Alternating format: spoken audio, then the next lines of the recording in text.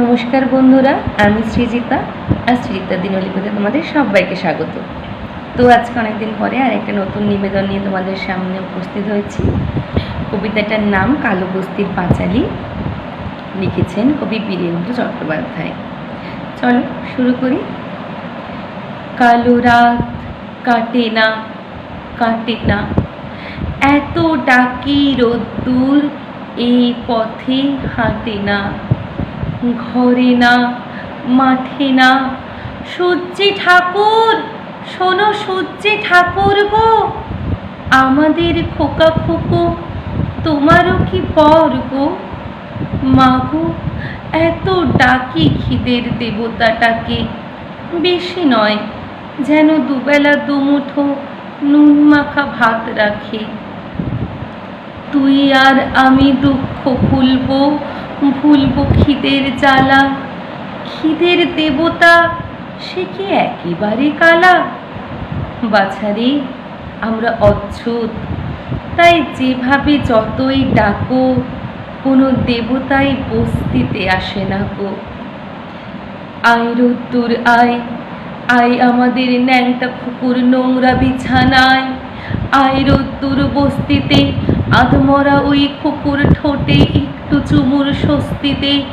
আয় লক্ষ্মী আয় রে সোনা, এইটুকুতেই জাগ যাবে না। আয় রোদ্দুর আয়, দারুণ শীতেই খুকু মোদের ঠান্ডা হয়ে যায়।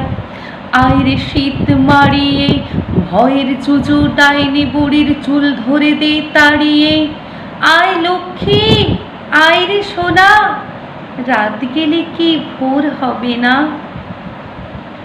শূন্য উঠান, শূন্য মাচা, শূন্য ভাড়ার ঘর, এমন দিনে বাছারে তোর এ কোন কঠিন জ্বর। এর ঝাঁটা ওর লাথি খেয়ে বেড়েছিস তুই ছেলে, বাঁচবি কি তুই এই জ্বরেও উপসে দিন গেলে। বৃষ্টি পড়ে টাপুর টুপুর, আমি কি তোর মা, চোখের জলে ঘর ভেসে যায় তাপ তো কমে না। খিদের আগুন দাও দাও দাও, কান্না ভেজা ঘরে, মায়ের কোলে দুধের শিশু দুধ ছাড়া আজ মরে। বাইরে বাতাস আছড়ে পড়ে, আমি কি তোর মা, ঝাঁটা সইলাম লাথি সইলাম কি জন্যে শোনা। নমস্কার, আজকের জন্য এইটুকুই।